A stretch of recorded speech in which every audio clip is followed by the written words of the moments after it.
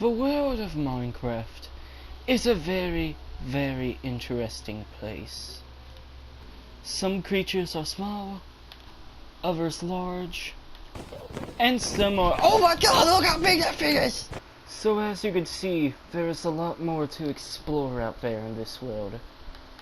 And that is why I, Grayson Crow, will be taking you on a trip through the Minecraft world, so you can help me discover the beautifuls and the uglies and the scaries that this universe has to offer.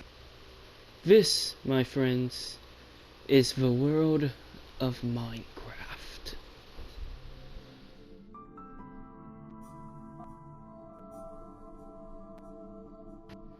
For our first episode of the world of Minecraft, we are going into the Nether so we can showcase the Crimson Forest, one of the weirdest biomes in one of the weirdest dimensions.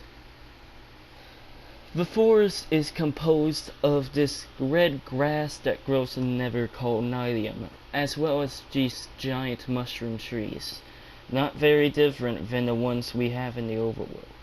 The trees go from a type of fungus that grows exclusively in the Nether, crimson fungus.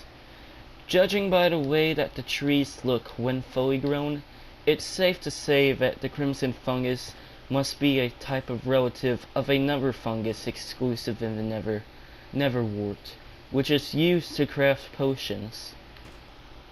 This can also be further proven by the fact that the leaves that come from these giant trees are blocks of Netherwort. Occasionally wart fungus will grow here too, but we're not talking about that right now. The terrain in this biome is very similar to that of another Nether biome, the Nether Waste. However, unlike the Nether Waste, this biome has things in it. We can see right here that the crimson fungus seems to grow from the Nylium that makes up this biome. Then that crimson fungus will eventually grow and will become these crimson trees. However, though, the crimson fungus isn't just to make trees grow in this biome, as it also serves as a food source for another mob in this biome. This hell-like pig is called the Hoglin. It's one of the strongest creatures the Nether has to offer. You want to be very careful this though, as they are extremely territorial and will attack anyone, more specifically any player that comes in their area. Allow me to demonstrate just how dangerous these creatures are. Now that is a lot of damage this creature does. However though, that doesn't mean you're not completely safe, as warp fungus gives a bad smell in their nostrils. They don't like the smell of warp fungus, and it will ward them away. Though dangerous, it is possible to breed these creatures using crimson fungus. As I stated earlier, it is a source of food for them. However, despite their intimidating size, the Hoglins don't rule supreme in the Crimson Forest, as that title goes to another creature, Piglins, the Nether's only civilization. They rule supreme here in the Crimson Forest, where they come here every so often to hunt for Hoglins. I know it's a bit like cannibalism, but hey, what are you gonna do? Another thing to know about Hoglins is that they're one of two main food sources in the Nether, the other being brown and red mushrooms. Cause the Hoglins are related to the pigs of the overworld, they do drop pork, and a pretty hefty amount of it too, so the Piglins will occasionally hunt. Right now we are witnessing the Piglins hunting a Hoglin. They will charge at it, some with swords and some with bows. This time it doesn't look like the Hoglin may win, and thus this mighty beast has fallen to the Piglins. However, depending on how many Hoglins there are, they will fight back. Here we have a zombified Piglin. As we all know, the Nether is a very harsh environment, so not all piglins can survive. So the ones that do die are turned into bees. Now, as I've already talked about, piglins are a type of civilization that lives here in Nether. However, we cannot speak their language. Now, despite the fact that piglins do appear a lot in the Crimson Forest, that doesn't mean that this is the only place we find them. The only reason they travel here is for food. We can find them in other places, like the Nether Waste, and they have built their own structures here in the Nether, known as bastions. That is where they live. The piglins seem to have a weird obsession with gold. This obsession is unknown why they have it, though it is a popular theory that the piglins love gold because of the magical properties it has. We use it to make golden apples and golden carrots. Golden carrots are one of the best food sources we have, and golden apples are used to cure the undead. So maybe that is why they like gold, for its properties. Now, despite both creatures being found in Nether, all the evidence proves to the creatures not having their origins in the Nether, but rather the overworld. There seems to be a curse on the piglin civilization, keeping them bound onto the Nether and nowhere else, as when we bring one into the overworld, you will see it starts to shake violently and become zombified. The hoglins may be more aware of it, since they tend to run away from any Nether portal they see. Something also happens to the hoglins in the overworld. Similar to the piglins, they will shake vigorously until eventually they too become zombified. We call these zombified hoglins zoglins. Unlike the zombified piglins, which are mindless and won't attack anything unless provoked, the zoglins are filled with rage and will attack anything that moves, with the exception of creepers and other zoglins. The fact that piglins originated from the overworld is further proven by the fact that if a pig is struck by lightning, it will turn into a zombified piglin. This further proves the fact that the piglins' race was cursed, and not just the piglins that lived in the overworld at the time. Now, as to why piglins and hoglins were cursed into the overworld is unknown, but the most likely theory is that they used to be raiders in the overworld and would burn down villages, similar to the illagers we have today. And eventually, the great builder race that we are descended from had enough, and they developed a type of curse, and they bounded it to the piglins and the hoglins, to which they can't go anywhere but the Nether. They struggled to survive, and eventually they found ways, with the piglins eventually resorting to basically cannibalism and eating their once war pigs of the overworld. The fact that hoglins are war pigs of the piglins, or at least used to be, is further proven by the fact that baby hoglins and baby piglins seem to get along just fine, to the point to where baby piglins will even ride the hoglins.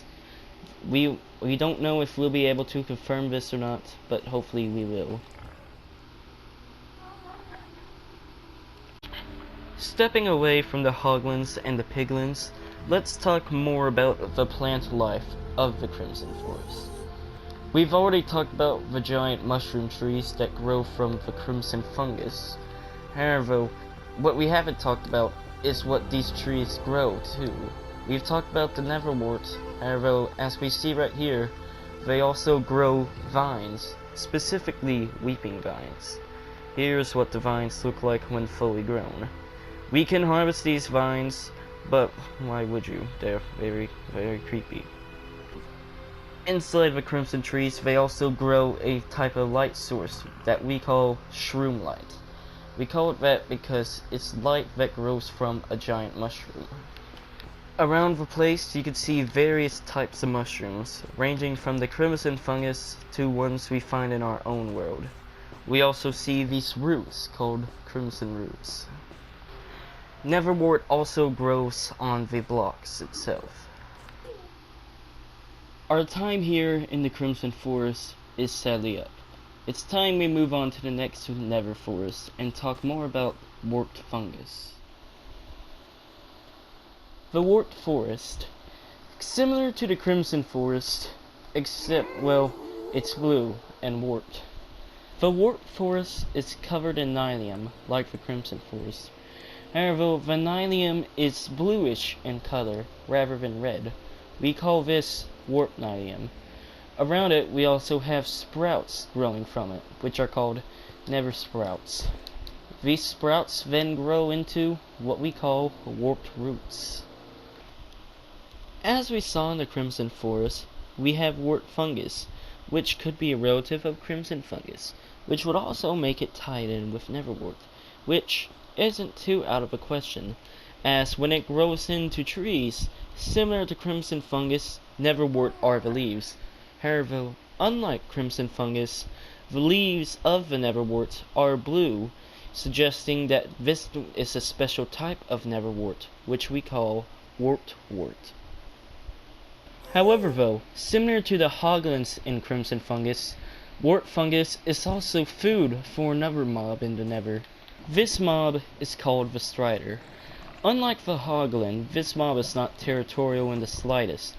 As a matter of fact, it is the only passive mob we found in the nether.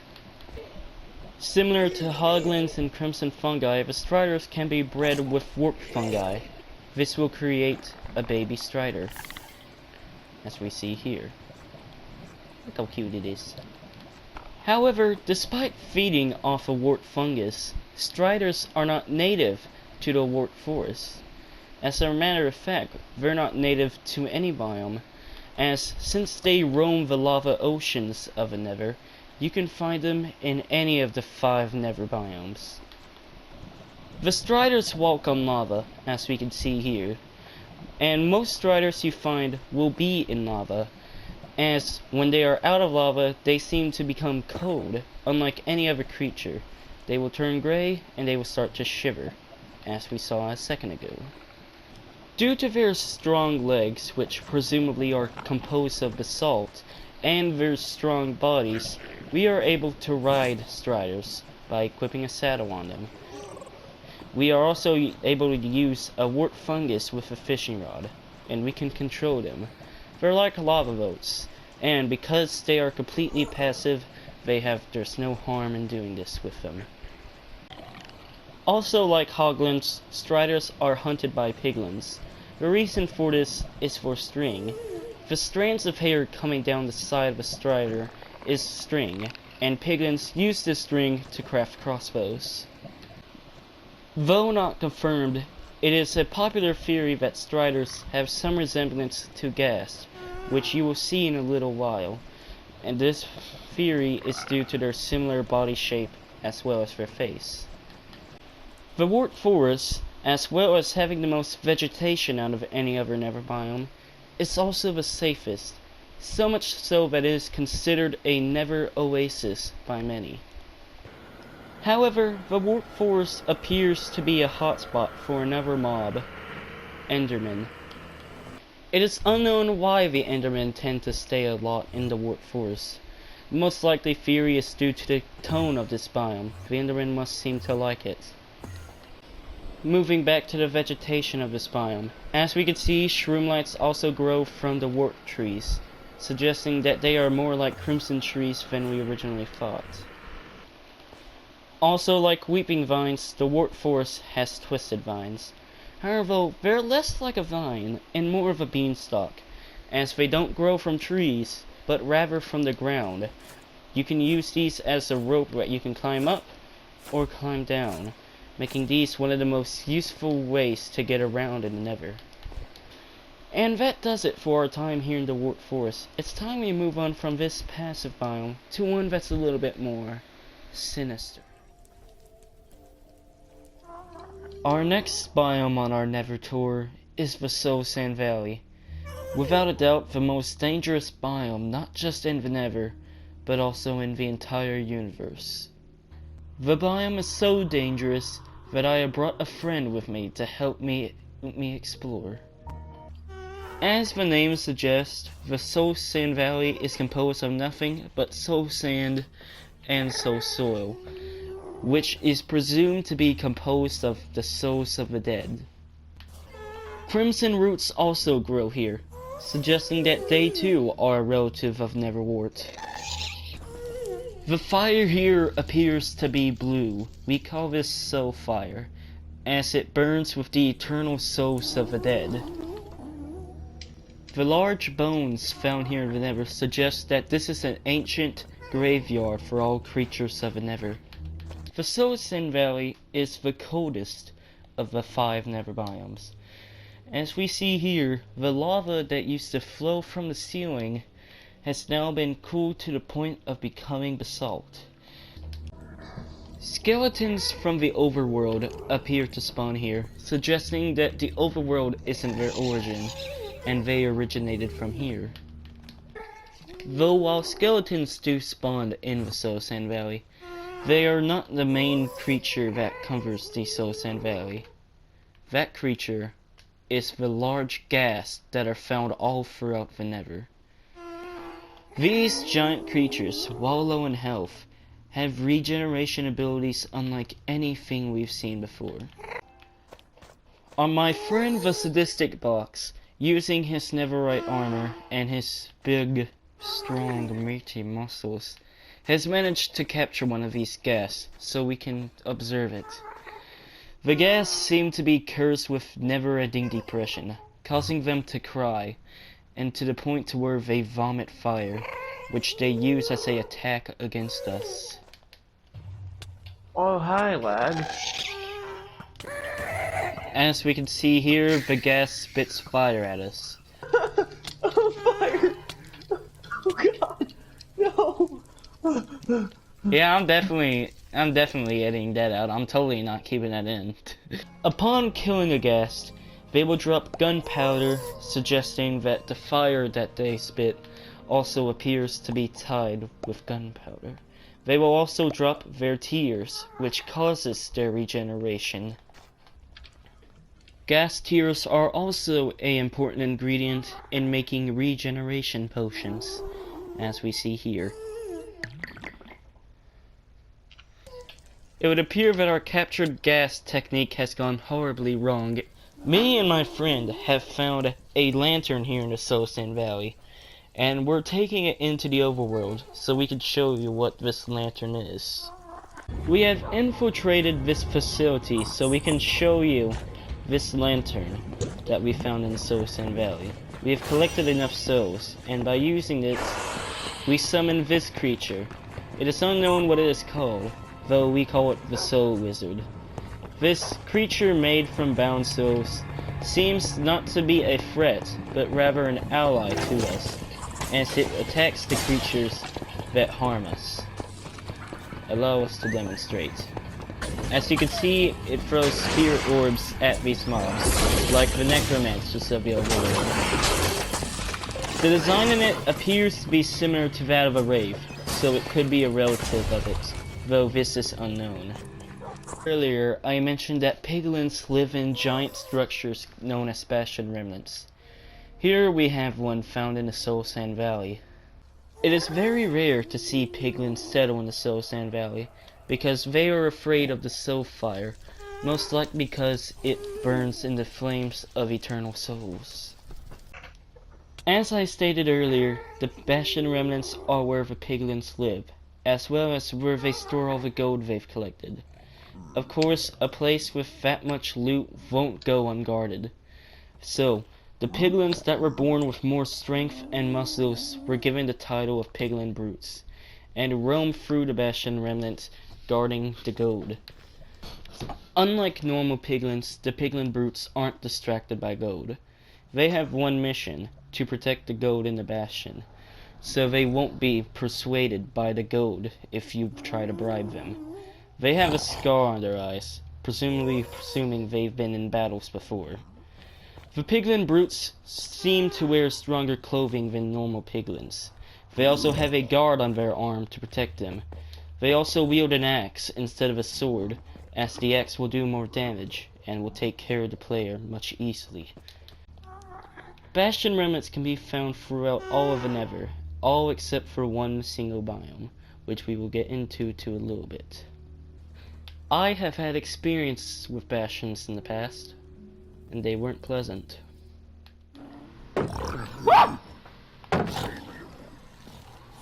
Okay, well, we're coming back here another day.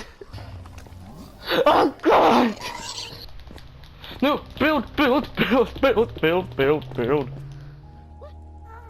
This will do our time here in the Solstheim Valley, and now it's time we move on to the next Nether biome. On our Nether tour is the Basalt Deltas, one of the most interesting biomes here in the Nether. The biome is composed of basalt and blackstone. Judging by the terrain of this biome, we can only assume that it was created by ancient volcanic eruptions in the Nether. Basalt, as we all know, is what happens to lava over time. Eventually, it'll go from being hot magma into this rock then known as basalt. The blackstone is presumably what the ancient volcanoes were made out of. It hasn't gone to complete waste, as we've seen in the Solstheim Valley, that they are used in the piglin bastions. Gas spawn in this biome, but they aren't as frequent as they are in the Solstheim Valley. The creatures that live in basalt deltas are known as magma cubes. They seem to be a relative of slimes that we have in the overworld, but are stronger and can bounce higher. They also are made from lava. Upon killing these strangely adorable creatures, you will be granted magma cream, which, like the gas tier, is an important ingredient when brewing. This one, however, unlike the gas tier, will give you fire resistance. These lava pool deltas can be found everywhere throughout the basalt deltas. They seem to be welcomed among striders, but to us, not so much. As we can see from this biome's interesting terrain and throughout all the deltas, we can easily say this is the hardest biome to traverse here in the Nether. Our time here in the basalt deltas is over. It's time we move on to the rest.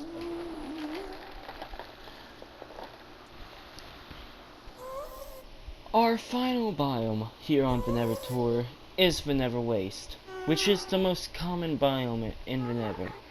Though despite it being common, it is also one of the most interesting.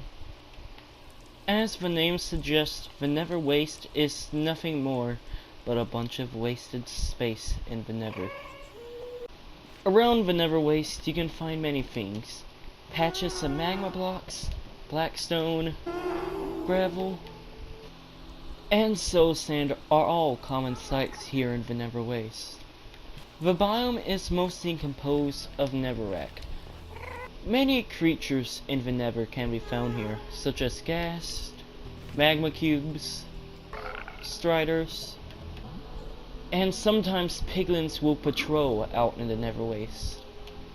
However, the most prominent mob in the Nether Waste is the zombified piglin. Zombified piglins are without a doubt the most common creature in the Nether, found in the Nether Waste, the Crimson Forest, and the Wart Forest, suggesting that piglins used to travel to the Wart Forest. As the name suggests, it's a zombified piglin. However, they seem to be more rotten than overworld zombies, with skin, flesh, and even bones exposed. At first, the zombified piglins seem docile, then you attack it, where they quickly become very hostile, with a very high damage count. Zombified piglins seem to be immune to fire, unlike normal piglins. This may have something to do with the curse put on piglins. Despite being zombies, zombified piglins appear to have more strength and health than normal piglins. The reason for this is unknown. Let this also be a lesson to you, never to attack zombified piglins in a horde this big! Here is another thing in the Nether Waste. This is called a glowstone blob. They appear to grow from the roof of the Nether. Now, the glowstone that makes up this blob is a very interesting block, as it gives off the sound of glass. However, though, it appears to be organic as it grows from something. Further research is needed for glowstone. The Nether Waste also appears to be hotspots for normal mushrooms. No, this structure is not inside the Nether Waste. We could not find one inside the Nether Waste, and we had to travel here into a Basalt Delta, where we did find one. This structure is known as the Nether Fortress. It is unknown who built this fortress and why they built it. One thing we do know is that this fortress is very, very heavily guarded. One of these guards is known as the Wither Skeleton. These giant skeletal brutes seem to be charred to the touch. It is unknown where these skeletons had their origins. However, we can theorize that they came from the Soul Sand Valley. Wither skeletons don't seem to have a good relationship with piglins. Piglins are hostile towards wither skeletons. The reason for this is unknown, though there could be an answer. When we take a look inside of a Bastion Remnant, it doesn't seem complete. It seems broken, torn down, and destroyed. There could be an answer, and that answer could be linked to wither skeletons. Upon defeating a wither skeleton, there is a very rare chance that it can drop a skull. Collect 3 of these skulls and you can summon in a creature more powerful than anything else in the Nether. And the way to summon this creature is with these 3 skulls and 4 soul sand or soul soil. The soul sand and soul soil help suggest the fact that the wither skeletons came from the Soul Sand Valley. When you place the blocks in this order, you will summon in the creature that is the king of the Nether. This creature is known as the Wither. The Wither is a notorious enemy, known for killing everything that is alive. As a matter of fact, the only thing it doesn't attack are undead, which includes zombies, skeletons, wraiths, and etc. The Wither, being a very destructive entity, could be what caused the Bastion Remnant to be so destroyed.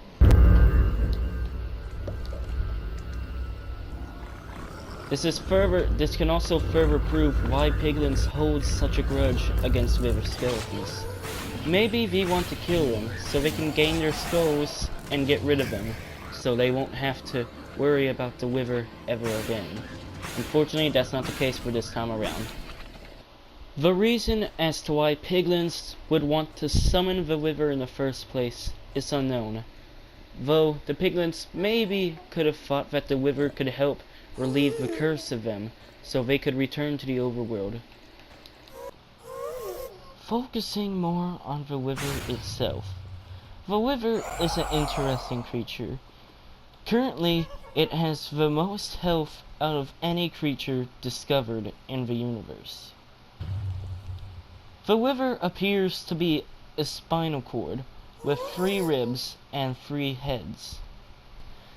This appearance gives off the impression that the wither is undead, which would make sense, considering it doesn't attack undead mobs. Back in the overworld, the wither appears to be worshipped as a god of sorts, as in the texture for red chiseled sandstone, we see ancient carvings of the wither, suggesting that there has been a past with it in the overworld, though this past is unknown.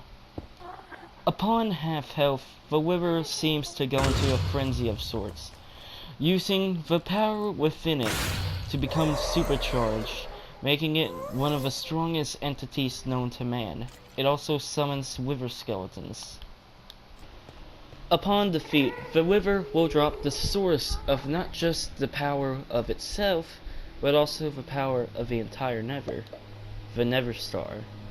Using the Nether Star on a crafting table, using this crafting recipe, as you are seeing right now, will give you a beacon.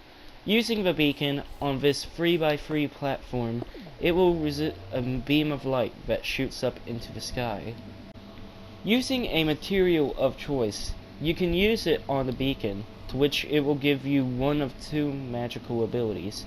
For this stage, it can either give you speed or haste. I did say stages. As you can see here, there are 4 stages. Each stage will grant you a new ability. Moving back to the Nether Fortress, the other guard of this place is the Blaze. This creature is composed of nothing but fire, as we see here. The Blaze is notorious for its ability to cast fire on its enemies. We also see that the Blaze flies and floats, which also helps it when fighting enemies. Unfortunately, it does not have that much health, but for what it lacks in health, it makes up for in numbers. Scattered throughout Nether fortresses are these blaze spawners, which will summon in the blazes to protect the fortress. Upon killing a blaze, the blaze will drop the rods that spin around it. It is unknown what use the rods have for the blaze, though it is likely that they help it fly, as well as build up momentum when using its fire attack. Blaze rods are an important ingredient in potion making, as they are used to make the brewing stand, as well as give the blaze powder that will power the brewing stand. They are also used with a ender pearl to craft Eyes of Enders. The Nether Fortress is composed almost entirely of Nether bricks, which is a very easy to get material. All you need to do is put netherrack in a furnace. There are multiple rooms found inside the Nether Fortress. Some rooms like this balcony. Two more important rooms like the Netherwort farm. This is your primary way of gaining Netherwort, aside from farming it in the Soul Sand Valley.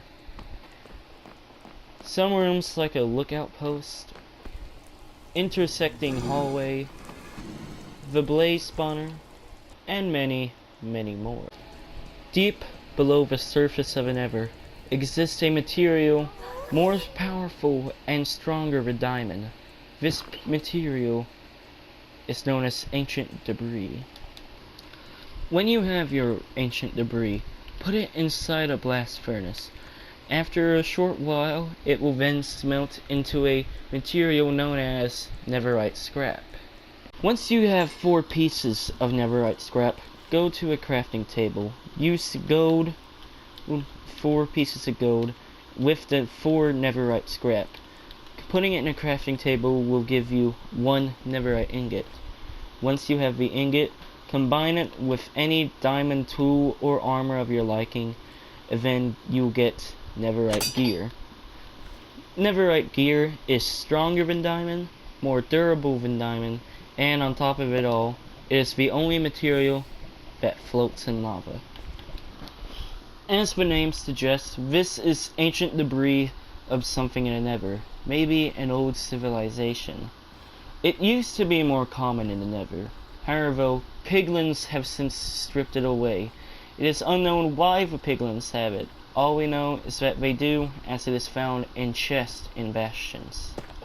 Netherite has to have some form of magnetic energy, as when used when a lodestone and using a compass, it will change the point of that compass towards the lodestone. Ancient debris isn't the only ore in the Nether. Here we have Nether quartz, which can be used on a crafting table to make some very, very stylish looking building blocks. Here is all the quartz blocks lined up in a row. Here we have quartz stairs, smooth quartz stairs, quartz slab, smooth quartz slab, quartz bricks, quartz, pillar quartz, chiseled quartz, and smooth quartz. On top of quartz, we also have Nether gold ore, which is how the piglins get their golden tools that they use. From what we've shown, it seems like almost all creatures in the Nether are hostile. However, this isn't the case.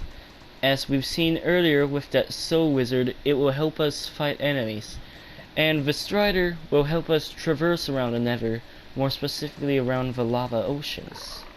On the topic of striders, when we were in the Soul Sand Valley, we picked up a sample of a fossil, and the fossil dates back to striders. And the fossil shows that striders used to be huge, with 6 legs instead of 2. We would call these type of striders strider whales. Compared this to the size of a ghast, the strider whale would be the biggest creature in the Nether. As we all know, we need obsidian in order to get into the Nether. However, when obsidian is cracked, it turns into crying obsidian. Crying obsidian seems to have this weird liquid substance leaking out of it. This substance could be what channels the obsidian's interdimensional energy. We know obsidian has some form of interdimensional energy. It is used for nether portals, it is used for ender chests, which allow you to grab things from another ender chest in your world, and it is used in respawn anchors, which is used to set your spawn point in the Nether. By charging it with glowstone, you see a portal light set with it. Whenever you die in the Nether, your soul will come through this portal, to which the glowstone inside of it will build you a new body. Then, once your new body is built, it spits you back up, where you can go and get your stuff wherever you died at.